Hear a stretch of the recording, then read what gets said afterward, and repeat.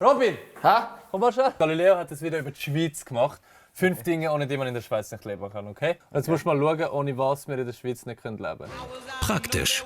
Die Beutelchen halten nicht nur trocken, sondern dienen auch als Schwimmboje.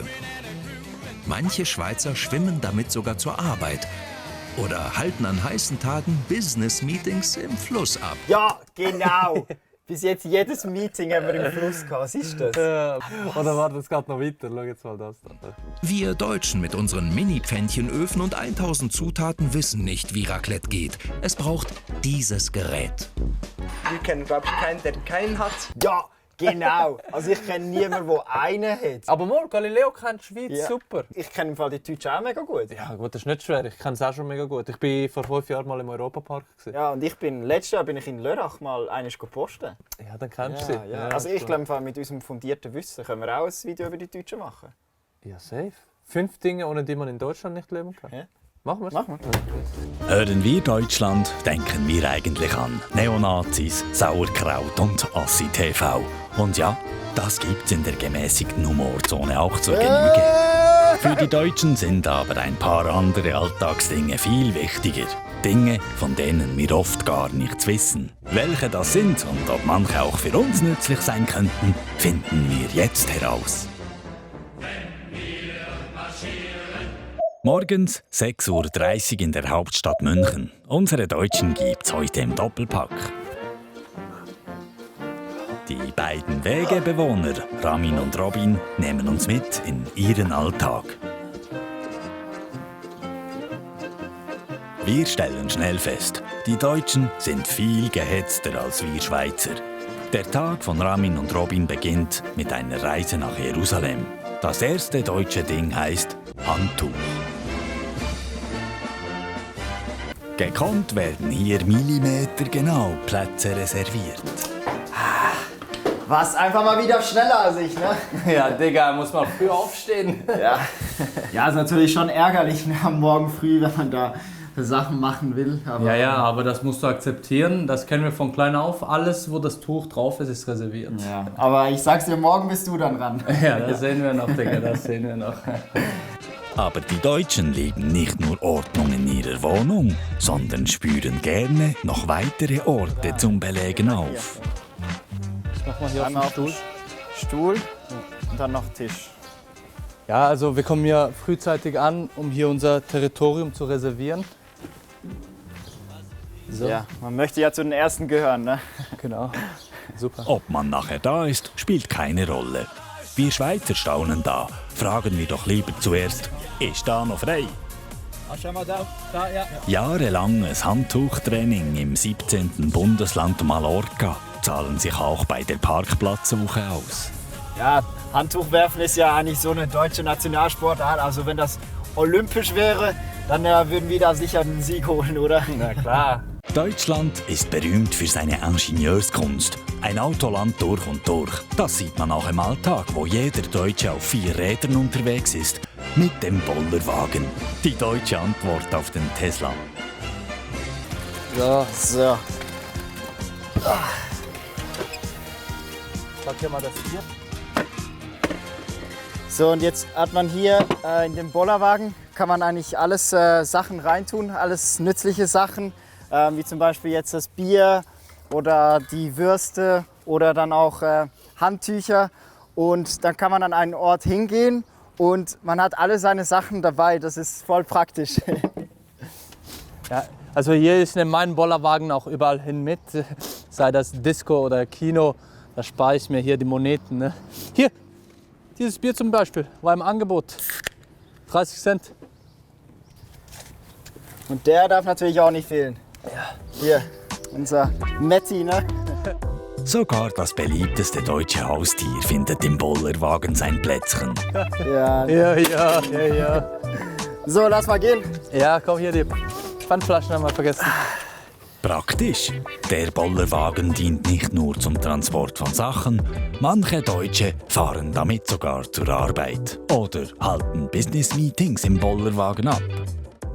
Die Deutschen sind so effizient, sie können sich sogar das dritte Ding sparen. Ist doch wurscht. kommen wir zu Punkt 4. Anders als wir haben die Deutschen das Geld nicht auf der Bank, sondern in der Hand. Hier kommt das 4. deutsche Ding: Pfandflaschen.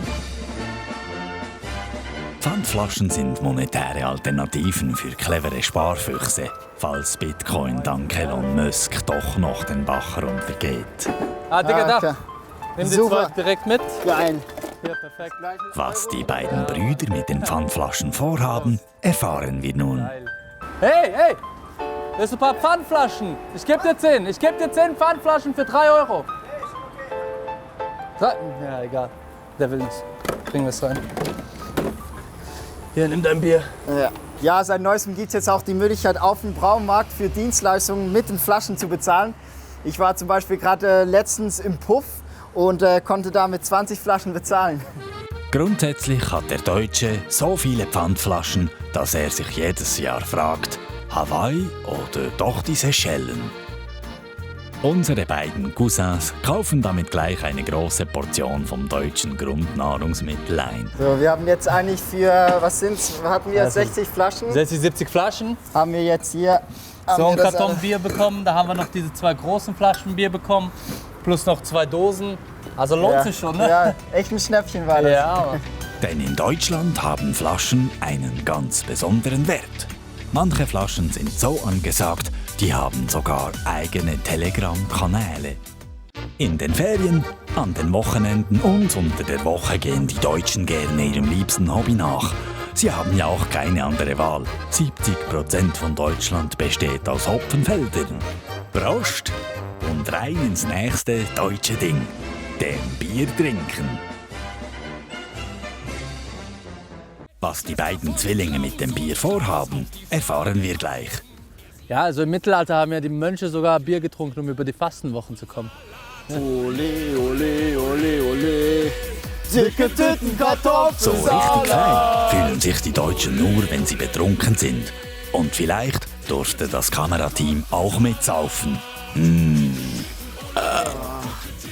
Heute dient das Bier vor allem der Betäubung und Berauschung der Sinne, um sich deutsche Errungenschaften wie der Ballermann, Gartenzwerge oder die Verspätungen der Deutschen Bahn schön zu trinken.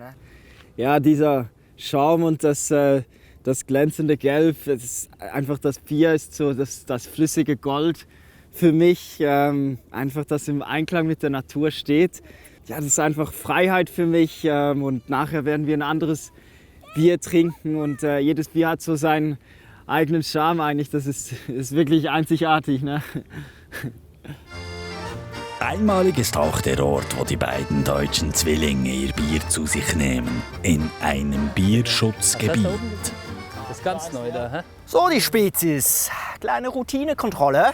Oh, ja. Einmal blasen, bitte. Ärgerlich.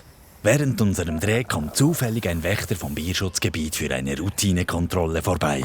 Ob das wohl gut geht? Puh, das sind aber deutlich unter 4 Promille. Ja, das ist ganz klar 2-mal Strafbierle für den Herr.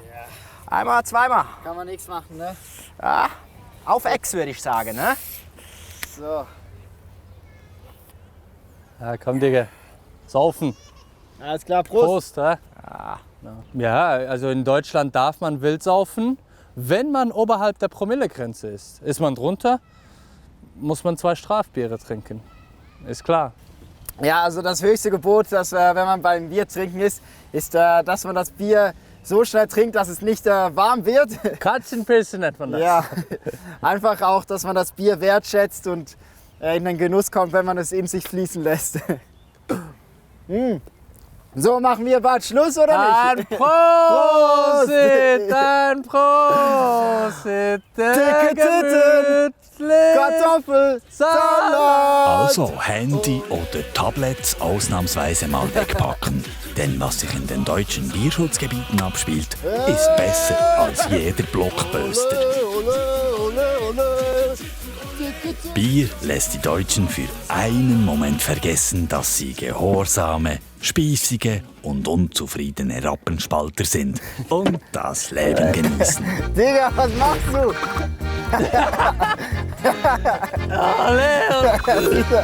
Krasser Typ.